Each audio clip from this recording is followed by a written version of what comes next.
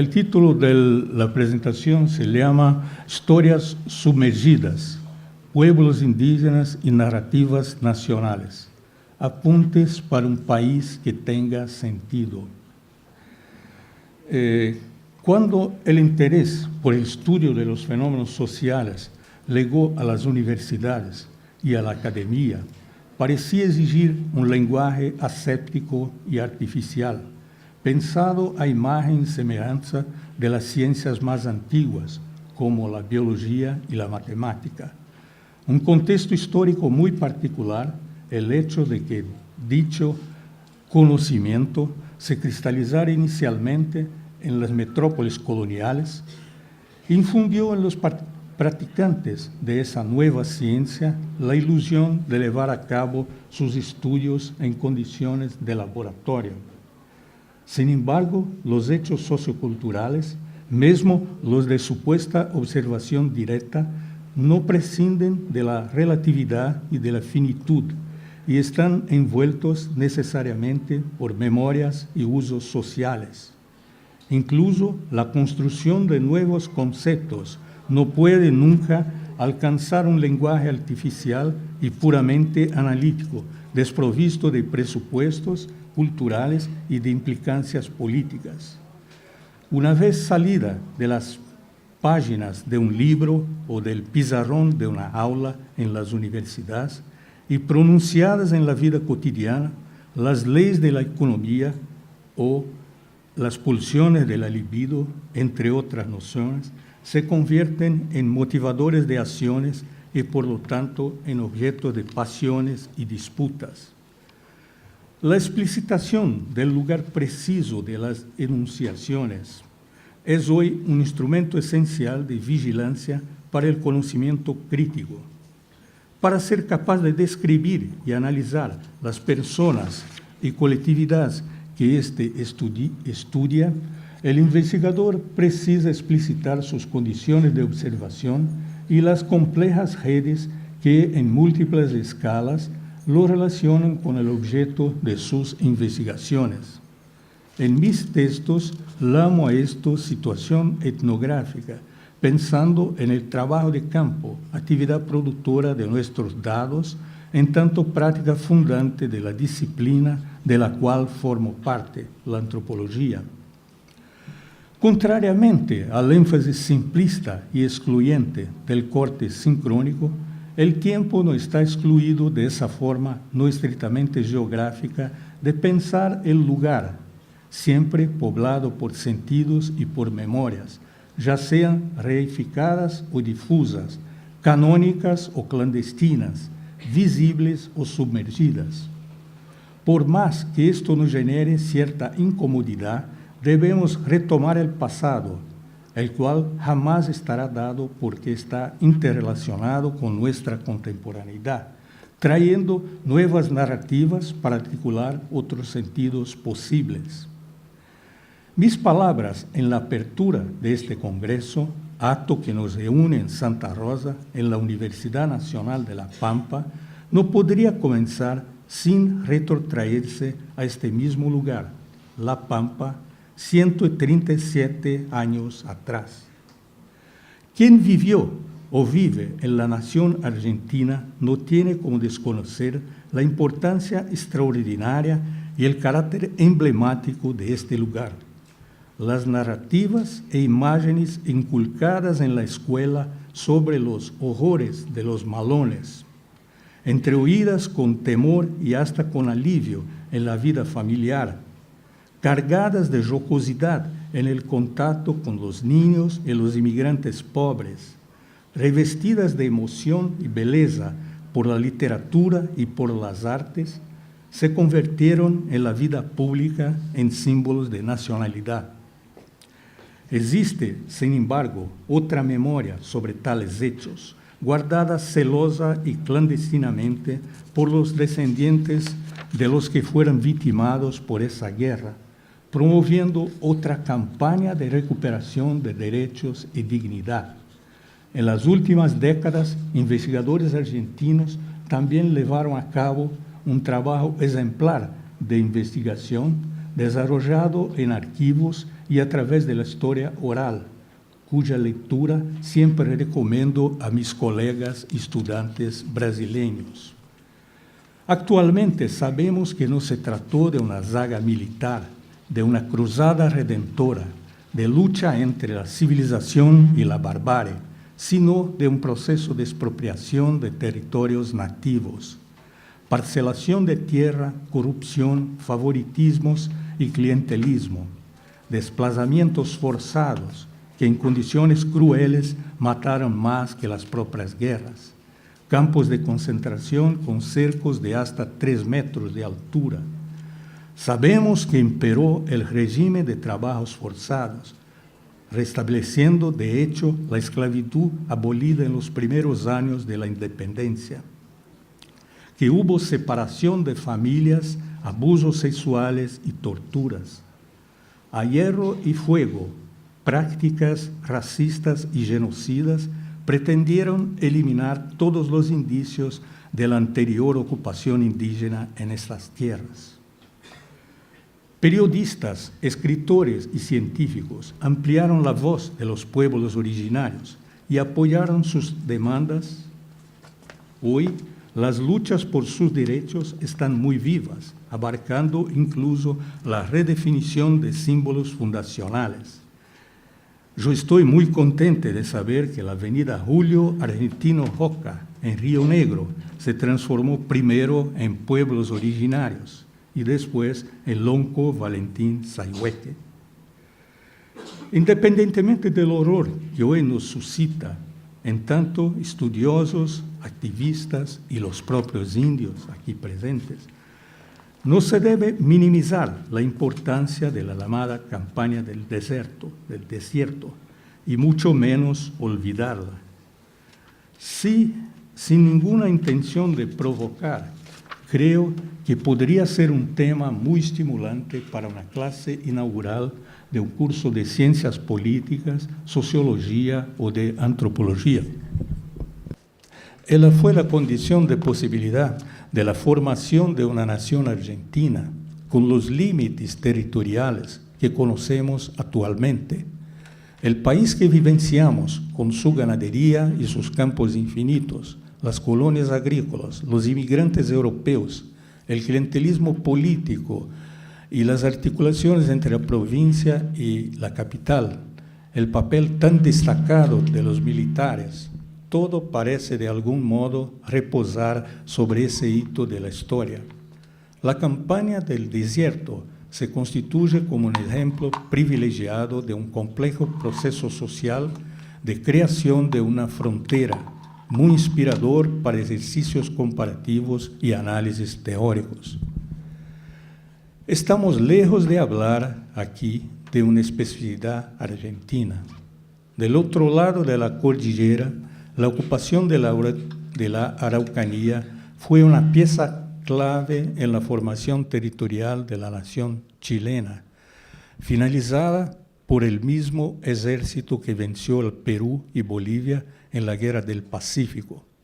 Fueron 2 décadas de conflicto con la implementación de un sistema de fortificaciones y poblados al sur del río Biobío y el establecimiento progresivo de colonos en gran parte de las tierras más fértiles del país. La batalla de Temuco terminó con la autonomía política y económica de los mapuche. En las décadas siguientes, mediante la concesión de títulos de merced, una pequeña parte de familias indígenas fueron reasentadas en reducciones. El tamaño total de las mismas representaba solo el 13% del territorio mapuche delimitado en 1641. Es decir, después de 2 décadas de escaramuzas y conflictos localizados y actuando de modo convergente, pero aparentemente independientes, hay que comprender mejor esto, yo creo. En solo 4 años, de 1879 a 1883, Argentina y Chile acabaron con el Puer Mapú, lo territorio del pueblo mapuche, cuyas dimensiones eran semejantes a las de naciones europeas como la Bélgica u Holanda, que mantenían en esa época extensas posesiones coloniales. En general, cuando hablamos del exterminio de indígenas, nuestros oyentes suponen que estamos remontando a 5 siglos atrás, a hechos remotos y mal definidos del comienzo de la colonización, a explotadores sangrientos, sedientos de sangre y de oro. Ubicados sólidamente en un cronocentrismo que imagina la historia como una evolución, como una iluminación progresiva de las barbaries del pasado, no los conmueve oír sobre la masacre de los indígenas en el siglo XVI. Pero en este caso en particular, la distancia temporal no les asegura la creencia en un camino feliz y pacífico hacia la modernidad. Para escaparnos de cualquier sospecha de estar reavivando lo que Bartolomé de las Casas denominó la leyenda negra de la colonización española en América, vamos a dirigirnos a otra punta del continente, la América del Norte. Colonización promovida por ingleses, franceses, holandeses, rusos y también por españoles. Los mapas que veremos a continuación acompañan de modo ilustrativo y didáctico el proceso de formación nacional de los Estados Unidos con la progresiva incorporación de los territorios ocupados por los pueblos autóctonos. El primer mapa, podrían pasar, por favor, el primer mapa de 1680, con casi 2 siglos de colonización europea, muestra dónde vivían las naciones indígenas más grandes de América del Norte. El mapa siguiente, el de número 2, muestra las tierras ocupadas por indios y colonos en 1783, en el exacto momento de la Guerra de la Independencia con los ingleses. Los 2 mapas siguientes, con imágenes de 1854 y 1890, apuntan al proceso de creación del actual territorio estadounidense, concretizado a través de las guerras y la anexión de territorios indígenas por medio de tratados y compras. En contraste con el periodo colonial, cabe notar el modo extremadamente acelerado en que se dio este proceso de incorporación de territorios indígenas durante el periodo de formación nacional, alcanzando poco menos de un siglo. Hay 2 mapas que voy a pasar muy rápidamente. El primero muestra los conflictos, se llama la conquista del oeste. Este tiene una indicación muy larga de distintas realocaciones de pueblos indígenas y también de las principales batallas. El mapa siguiente, el último de la parte de los Estados Unidos de América, muestra la situación en los años 1970. Son las posesiones actuales de los indígenas dentro del país. Yo no lo extraeré, claro está, datos e interpretaciones fragmentadas que pude recopilar de mis lecturas de autores argentinos, chilenos y norteamericanos. Les hablaré sobre Brasil, aportando datos de mis propias investigaciones y de trabajos de colegas historiadores y antropólogos. En 1750, el Tratado de Madrid, que sustituía la antigua división del mundo entre España y Portugal, era el Tratado de Tordesillas, garantía a la colonia de Brasil un perfil geopolítico muy próximo a él de la época de la independencia. La doctrina del uti possedetis, derecho de ocupante, de ninguna manera podría ser sostenida por una simple expansión de los portugueses al interior. Contrariamente a lo que algunos historiadores propagaran en la primera mitad del siglo XX, no podría justificarse jamás por los bandeirantes, que eran solamente buscadores de oro y de esclavos indios, no colonos o campesinos.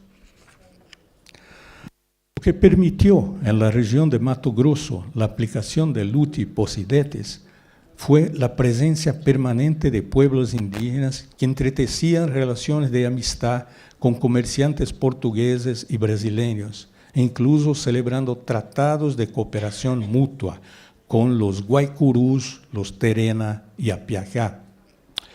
En la Amazonia fueron las numerosas misiones de carmelitas y franciscanos que se asentaron allí en el principio del siglo XVIII, expulsando a los jesuitas españoles, incorporando el llamado reino de los Omagua, el pueblo indígena más fuerte de esta región, y manteniendo relaciones de convivencia con muchos pueblos indígenas. Lo mismo argumento será usado mucho más tarde, al comienzo del siglo XX, en Roraima, en los límites de Brasil con la Guayana británica, justificados por la presencia de la numerosa población del pueblo Macuxí.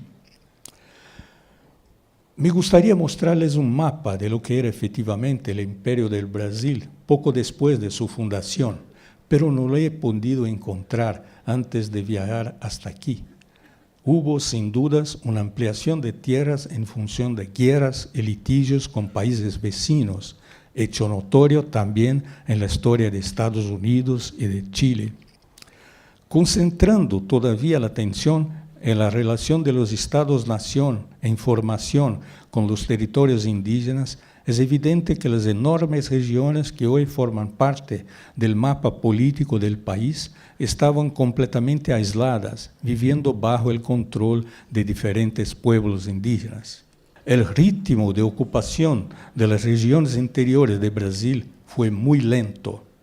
En el Atlas del Imperio del Brasil, elaborado en 1868, el estado de São Paulo entonces era el más rico porque era donde venía la producción de café, la principal producción de exportación de Brasil. El estado de São Paulo está constituido por 26 comarcas, 25 de las cuales poseían la capital, ciudades diversas, poblados, parroquias y colonias, todas cuidadosamente identificadas. En Itapeva, la comarca número 26 abarca más de la mitad de la superficie del estado. No hay ninguna señal de la presencia de brasileños y una inscripción dice terrenos ocupados por indígenas feroces. 100 años después de la independencia, en 1920, un mapa elaborado por el Instituto Brasileño de Geografía Estadística muestra que, alejándose de las regiones litoraleñas, la densidad poblacional de Brasil se mantenía extremadamente baja, siendo de 0,5 habitantes por kilómetro cuadrado en la gran mayoría del interior. Este es el mapa siguiente. Algunos años más tarde, en 1940, el mapa cambia con la ocupación casi completa de la tierra dentro de la región sur del Brasil. Son colonias agrícolas de inmigrantes europeos, sobre todo alemanes. Y también en la parte sur de Bahía, con la producción de cacao para la exportación. Estas son diferencias sensibles entre los dos mapas. En virtud de la dimensión continental de la joven nación, concebida como un imperio y no como una república, bien como de su gran dispersión espacial y de una diversidad ecológica y cultural extrema, los procesos de conquista ocurrieron en diferentes momentos de la historia, realizados por distintos intereses económicos y mediante diferentes formas políticas. La guerra declarada tanto a los botocudos de Minas Gerais y Espíritu Santo como a los indígenas Caingangue y otros que ocupaban los campos de Guarapuava, Paraná, la región sur, sucedió en las dos primeras décadas del siglo XIX, comenzando inclusive antes de la independencia. Las misiones religiosas implantadas en la segunda mitad del siglo XIX en diversas regiones del país, Amazonas, Maranhão, Bahía, Minas Gerais, Paraná, fueron las puntas de lanza para la posesión de territorios indígenas por parte de colonos y grileiros, quiere decir usurpadores de tierras.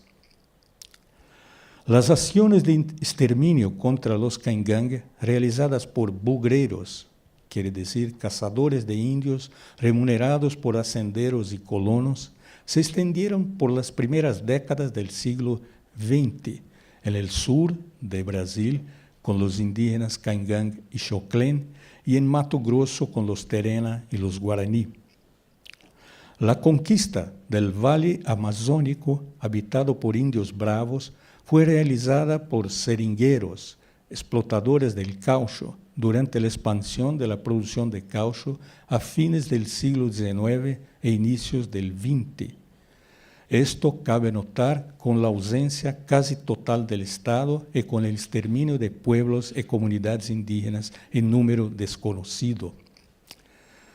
Las llamadas pacificaciones, entre comillas, realizadas por el Servicio de Protección a los Indios, tuvieron lugar básicamente en Mato Grosso en las 2 primeras décadas del siglo XX, con una presencia destacada en la prensa y en el ambiente cultural y político de la República.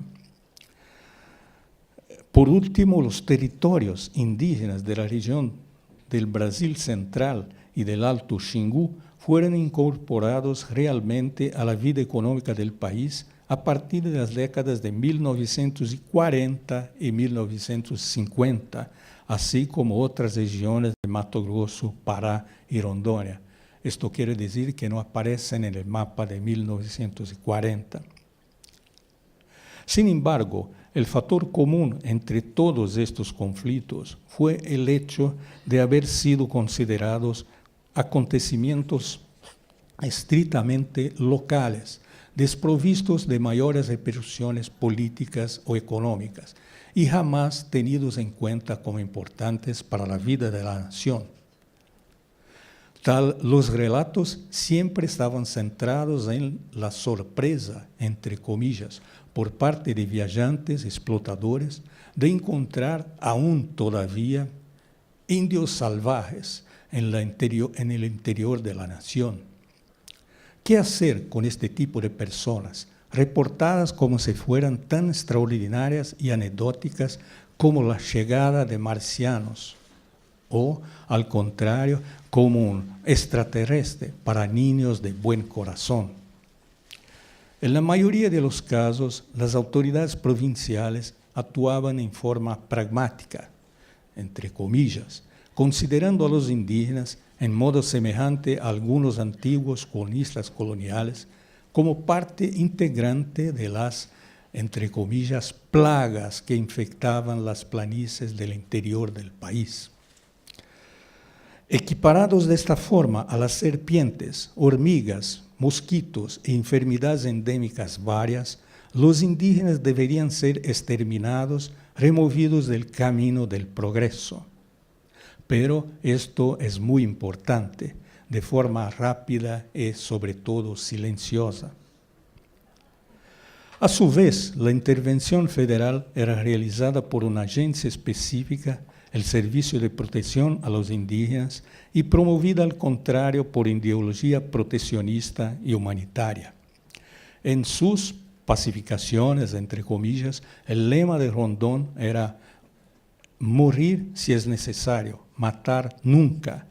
Si bien representaba la política oficial en lo concerniente a las poblaciones indígenas, solo fue ejecutada en algunos casos muy especiales, cuando los conflictos con los indios eran reiteradamente registrados por la prensa y adquirían una gran visibilidad pública. La polaridad radical entre la política indigenista de Brasil y de Chile o Argentina es en gran parte el resultado de la construcción intencional de una vitrina en la cual sobresale la preocupación con las autorrepresentaciones y clasificaciones jurídicas, estéticas y filosóficas, no con las prácticas que concretamente ocurrieron en diferentes regiones del país.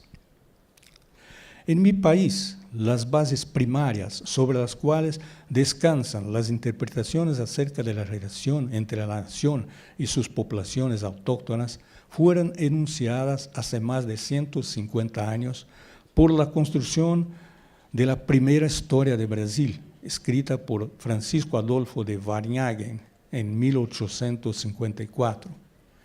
Para Varnhagen y generaciones sucesivas de historiadores y literatos, Brasil fue siempre imaginado como un proyecto y una creación puramente portuguesa. La preocupación central fue destacar los elementos de continuidad con las instituciones, doctrinas y significados encontrados en la vida lusitana, explicando de ese modo su unidad geográfica y política, así como la forma de gobierno, monarquía, que acompañó el proceso de la independencia y de la construcción de todas las instituciones nacionales.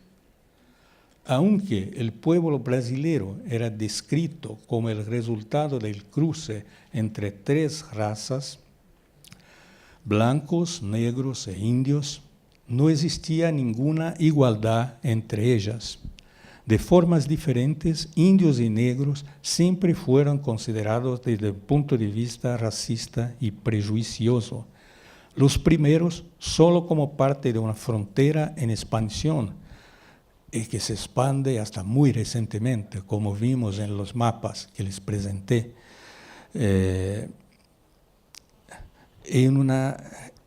cuyos habitantes, una frontera en expansión, cuyos habitantes, por principio, estaban desprovidos de derechos, semejándose a los pueblos enemigos. Los segundos, los negros, tratados legalmente como mercadería y sometidos a la condición de esclavos.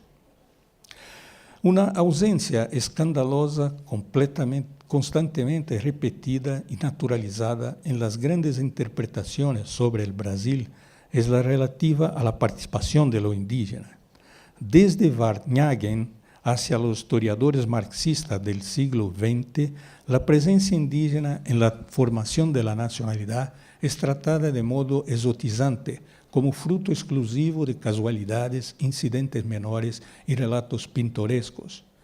No importa que adopten una ideología liberal o socialista, que reemplacen portugueses por ingleses y norteamericanos, si ciertas interpretaciones sobre el Brasil continúan naturalizando los prejuicios contra sus poblaciones autóctonas e ignoran totalmente las experiencias fundacionales de la creación de la colonia.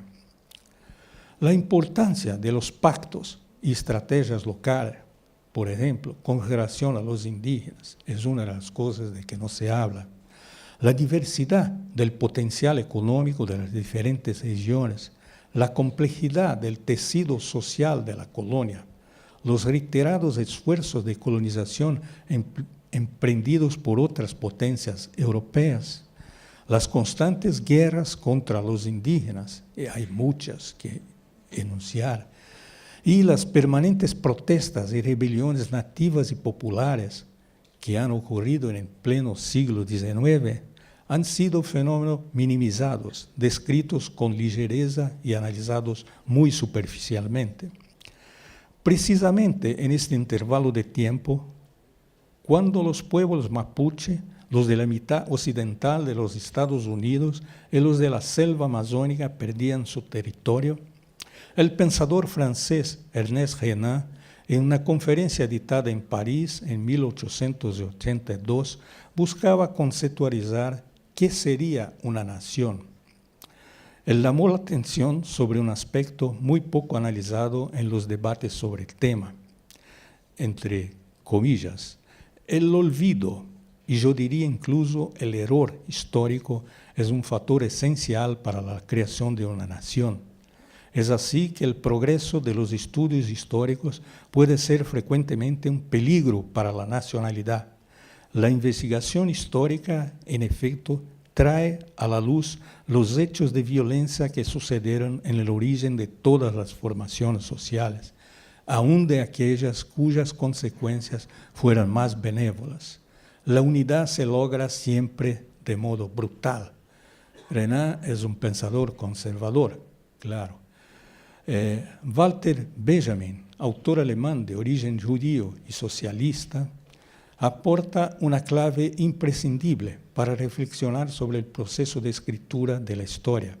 Sus palabras, que todavía resuenan en los debates contemporáneos, fueron escritas en medio de una Alemania dominada por el nazismo, en donde estaba en marcha el Holocausto, más exactamente luego de firmado el Tratado de Paz entre ese gobierno, la Alemania, y la Unión Soviética. Dice Benjamin: los bienes culturales que el historiador abarca con la mirada tienen todos y cada uno un origen que no podrá considerar sin horror. Deben su existencia no solo al esfuerzo de los grandes genios que los han creado, sino también a la servidumbre anónima de sus contemporáneos.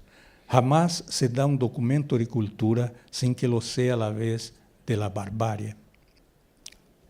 Lo que quisiera proponer aquí es otra lectura de los episodios de la historia de Brasil, inspirada en las perspectivas y estrategias de las poblaciones autóctonas, las primeras colectividades sometidas en la construcción de la historia nacional. Se trata de escribir la historia a contrapelo, haciendo estallar una estructura narrativa que continúa siendo redactada exclusivamente bajo la perspectiva de los vencedores. Basándome en estas dos referencias, retomo mi línea argumental. La unidad de análisis social a la que denominamos nación, con todos los bienes culturales que la exaltan y dignifican, está asentada en procesos violentos de sumisión de las diferencias y en la erradicación sistemática y rutinaria de heterogeneidades y autonomías. Los hechos y personajes de estos procesos son objeto de fuerte control social, presentándose a las siguientes generaciones de forma ritualizada, institucionalizados en ciertas formas de percepción y de narratividad. La variabilidad de sus usos en contextos sucesivos y diversos no llega a desestabilizar la espesa red de olvidos sobre la cual se asentan dichos acontecimientos.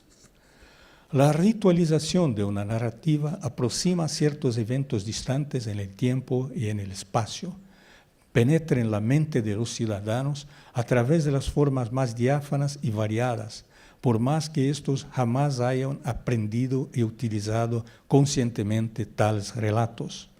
La construcción de una identidad nacional exige, de todos modos, bastante más que eso. La reelaboración radical del pasado tiene allí un rol completamente recubierto por una nueva jerarquía entre las partes constitutivas, con un nuevo enmarcamiento sistemático de los personajes y de las relaciones que mantienen entre sí. Mi intención aquí, al igual que en otros textos y conferencias sobre la narrativa de la historia de mi país, no es de reavivar la polémica sobre personajes de la historia reciente, con el propósito que un historiador conservador hace algunos años, yo creo que en 2004, denominó como mezquina, una vez que sería la idea de embarrar a los héroes nacionales. Nuestro ejercicio crítico no es de instituir héroes y villanos, sino el de comprender cómo operó la servidumbre anónima de sus contemporáneos, para recuperar a Benjamin. ¿Cómo fue que ciudadanos comunes, buenos padres de familia en su mayoría, cristianos convictos y portadores de ideales humanitarios, pudieran convivir con esas prácticas que negaban frecuentemente los valores de la modernidad, violando el principio de igualdad de derechos, aboliendo la libertad y resgatando formas coloniales de violencia, coerción y arbitrio? Es muy cómodo recurrir a un abordaje maniqueísta de la historia, endilgando el Holocausto a las fantasías y delirios de un psicópata. Sin embargo, ¿quién podemos culpabilizar por la intolerancia y el racismo que integran los actos y momentos fundadores de nuestras historias nacionales en Argentina, Chile, Estados Unidos o Brasil.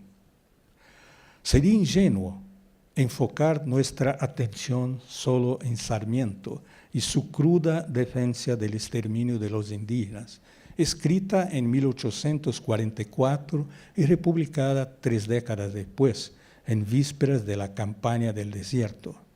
Dice: incapaces del progreso, su exterminio es providencial y útil, sublime y grande. Se los debe exterminar sin ni siquiera perdonar al pequeño, que tiene ya el odio instintivo al hombre civilizado. Militares, políticos, comerciantes y periodistas participaron de ese modo de pensar, confluyendo para hacer posible los hechos de esa guerra. Es importante recordar que las generaciones posteriores de ciudadanos, incluso los contemporáneos, convivieron con los relatos de glorificación del exterminio, teniendo que crear una espesa capa de racismo e indiferencia. En Brasil, las doctrinas y autorrepresentaciones sobre la incorporación de los indígenas no proceden de la misma manera, porque no es la misma historia. Creado como una monarquía en lugar de una república, coexistiendo un largo periodo con la esclavitud y con una fuerte presencia del clero en la política y en la administración, el racismo a la brasileña asumió formas muy diferentes, con aspecto más suave, pero con efectos y prácticas igualmente letales. En un texto clásico, Notas para la civilización de los indios bravos, escrita en 1823, José Bonifácio de Andrade Silva marcaba su discordancia con respecto a la aplicación de la política colonial de guerra justa con las poblaciones autóctonas. Él dice: fue ignorancia lisa y llana, por no decir una brutalidad, querer domesticar y civilizar indios con la fuerza de las armas y con soldados y oficiales con poco juicio, prudencia y moralidad. El autor expresa su desagrado al ver que en un siglo tan iluminado como el nuestro, en referencia mordaz al iluminismo, los botocudos, los purí y los bugres de Guarapuava son convertidos nuevamente de prisioneros de guerra en miserables esclavos. Para José Bonifácio, la estrategia de construcción nacional exigía atraer a los indios bravos, que representaban, según el relevamiento realizado en las parroquias, 1/4 de la población de la colonia.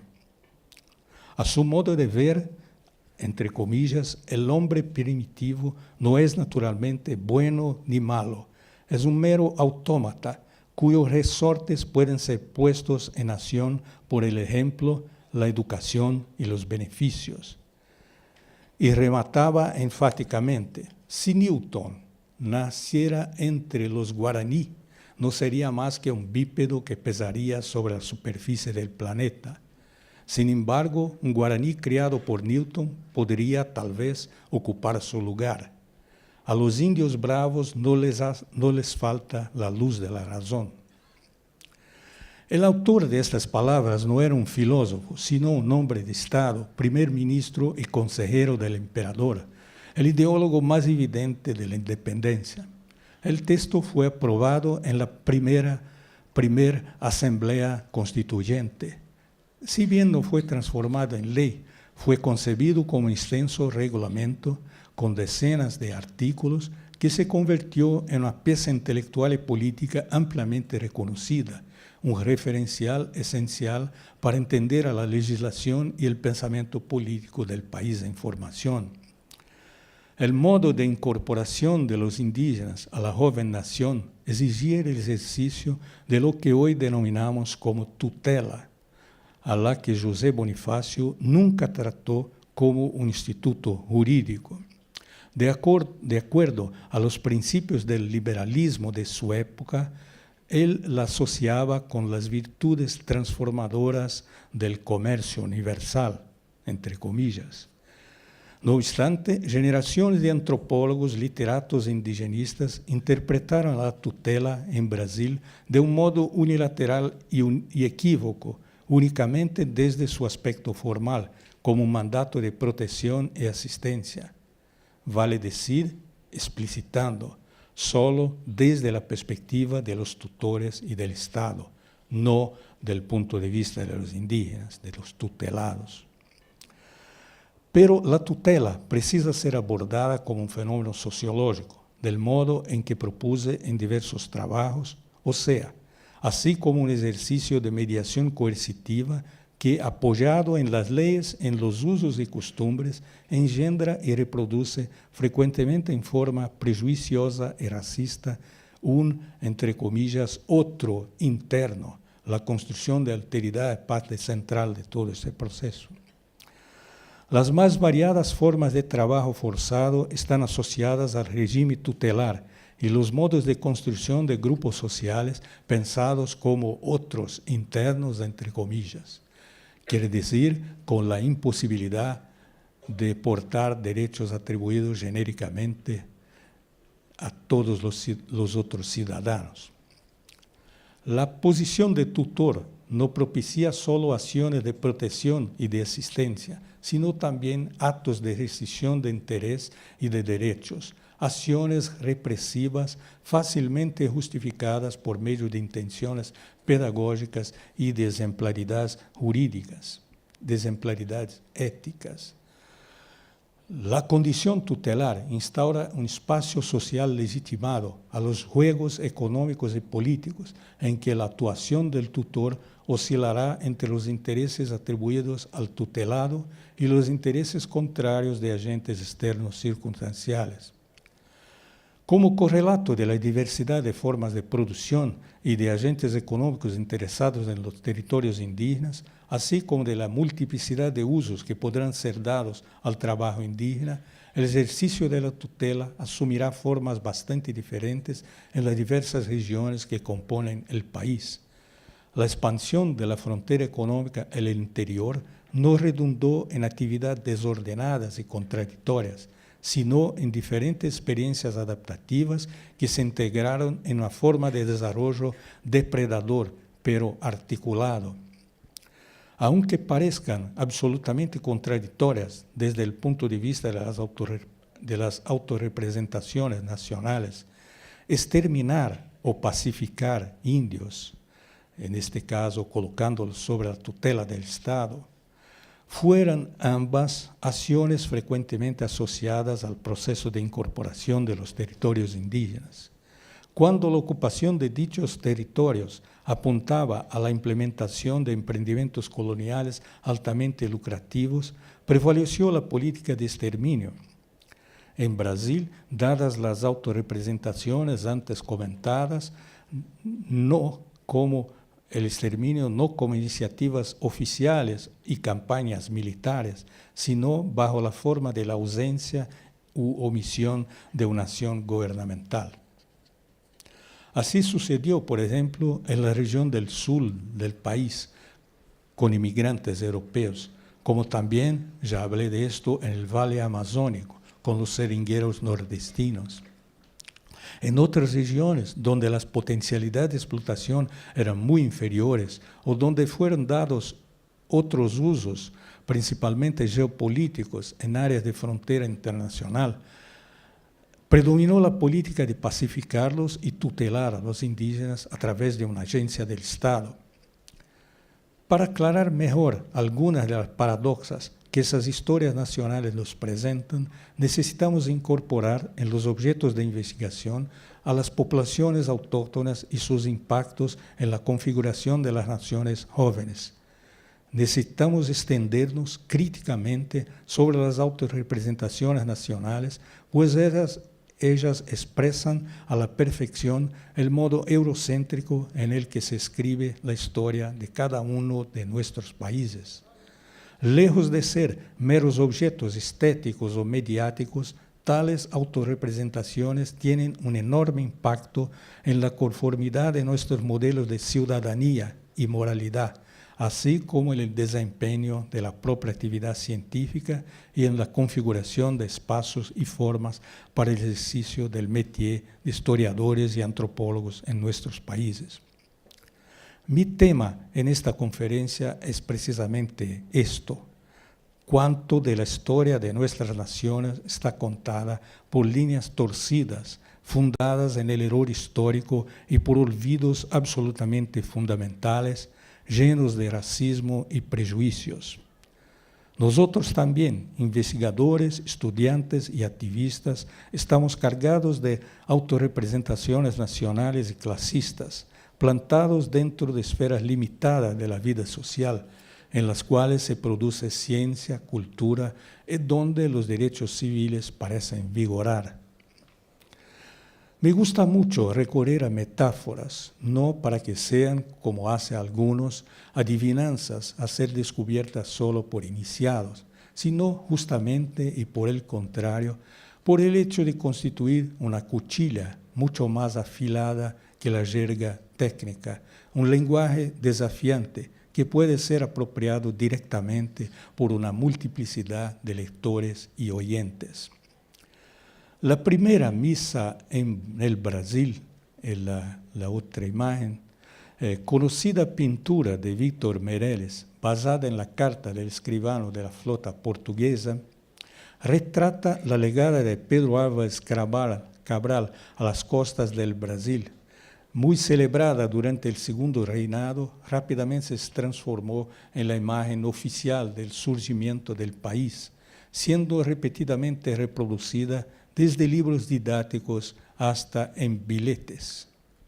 Es la autorrepresentación más fuerte del Brasil, inculcada por la escuela y naturalizada por toda la población letrada. Los indios, bastante estetizados, parecen fundirse con la naturaleza, sin ser protagonistas efectivos, sino solo testigos de la historia de la nación y de su propio destino. Esta es la idea que necesitan de tutela. Algunos años más tarde, y ya en el siglo XX y durante la República, la imagen sería señalada por Capistrano de Abreu, destacado historiador e intelectual muy influente, como el legítimo certificado de bautismo del Brasil. Contra las autorrepresentaciones idealizadoras, tributarias de la creencia, en una misión civilizadora del hombre blanco, el investigador actual necesita remontar el pasado de otra forma, buscando comprender el surgimiento de las estructuras que generaron riqueza, desigualdad, expansión territorial, de manera a ver surgir lo que identificamos como el Brasil real. La esclavitud indígena que precede a la importación de esclavos africanos se revela como fundamental para el establecimiento de esa colonia de explotación portuguesa en la América meridional, asociando íntima e inexorablemente la producción de riquezas al genocidio, a la expropiación territorial, a la destrucción de recursos ambientales y a las modalidades variadas de coerción laboral, sea la esclavitud temporaria, el patronazgo y la tutela. Si fuéramos a buscar en los archivos coloniales imágenes más aproximadas de lo que podría ser ese tal nacimiento, seguramente el grabado de Jean-Baptiste Debré, yo pediría para poner la imagen siguiente. ¿Ya está? Sí. Titulado Familia Guaraní capturada por cazadores de esclavos, que aparece aquí y que puse de manera provocadora en la portada de mi último libro, podría ser más sugerente. La transformación de la población autóctona, antes libre y autónoma, luego subalternizada a través de proceso violento y arbitrario con la expropiación de la tierra y el trabajo forzado. Esto, a su vez, se articuló con la consolidación de la clase dirigente y de estructura de gobierno. Tal transformación no prescindió jamás de un proceso de genocidio chamado eufemísticamente de pacificación. Hoy en Brasil, las acciones que se hacen contra las poblaciones pobres de las ciudades también se llaman de un modo muy característico de pacificación, que correspondía a la fabricación de un estado de guerra permanente que justificase en la práctica la negación total de cualquier derecho a la población autóctona. La generación de riquezas en la colonia nunca se basó en un sistema económico cerrado, con recursos limitados y con papeles antagónicos, pero complementarios en el proceso de producción. La plusvalía no es de ningún modo el factor principal de generación de riquezas en esta sociedad, en donde los detentores del poder político jamás abandonaron las llamadas formas primitivas de acumulación, transformando en rutina la apropiación de recursos que constituyen la base del modo de vida de las poblaciones autóctonas. Hay un inmenso trabajo por hacer por parte de la nueva generación de historiadores y antropólogos. Tenemos que releer las fuentes y los historiadores del pasado, no de forma positivista, como si fueran hologramas, separando buenas y malas ideas, sino como narrativas engendradas por actores sociales de su propio tiempo. Es fundamental investigar cómo se consolidan en verdades históricas versiones parciales y fragmentarias, cuya circulación y valorización es cuidadosamente escogida por redes jerarquizadas, aunque contradictorias, de instituciones y poderes.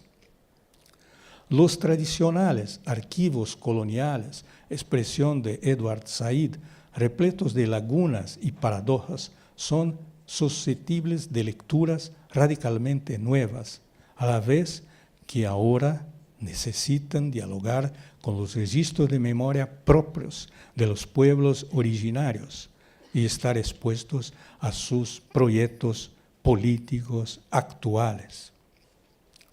Tampoco podemos ser tan solo etnógrafos en el sentido clásico, es decir, limitarnos a nuestros instrumentos de investigación con el perfil de una antropología hecha en un contexto colonial y con el deliberado borramiento de sus condiciones de existencia.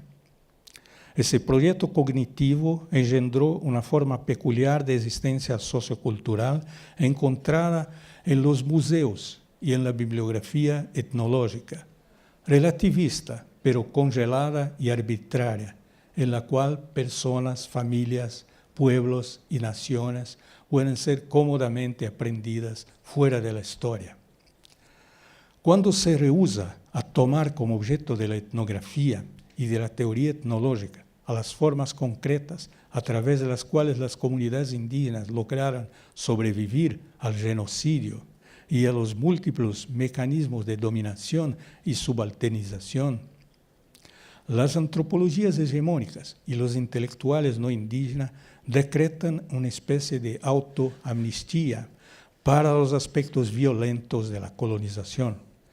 Con esta operación imponen la invisibilidad etnográfica de la tutela y transforman el relativismo en la única herramienta de su horizonte ideológico. Al aceptar tácitamente las condiciones de una investigación realizada en un contexto colonial, los etnógrafos evitaron investigar los procesos de dominación sufridos por los indígenas, considerando sus manifestaciones socioculturales como si procedieran de una esencia permanente e inmutable, completamente inmune a las relaciones locales y a los contextos políticos concretos. Esa antropología es igualmente incapaz de comprender cómo los indígenas se asumen actualmente como portadores de derechos, persiguiendo activamente formas de empoderamiento y otras modalidades de ciudadanía en la construcción de Estado nacional. Para terminar, yo diría que el desafío para nosotros, historiadores, antropólogos y practicantes de otra ciencia, también para los activistas y los indígenas, es adoptar una mirada más internacionalista sin dejarnos encaustar dentro de límites de nuestras disciplinas, sin objetificar temas y hechos históricos. Podremos así contribuir para la nueva visión de nuestros países y de América, con todos sus múltiples nombres y utopías, sea de pueblos particulares, sea también las elaboraciones interculturales, que hay muchas en todos nuestros países, colaborando activamente para una reconfiguración de nuestras propias disciplinas y la descolonización de sus prácticas. Gracias.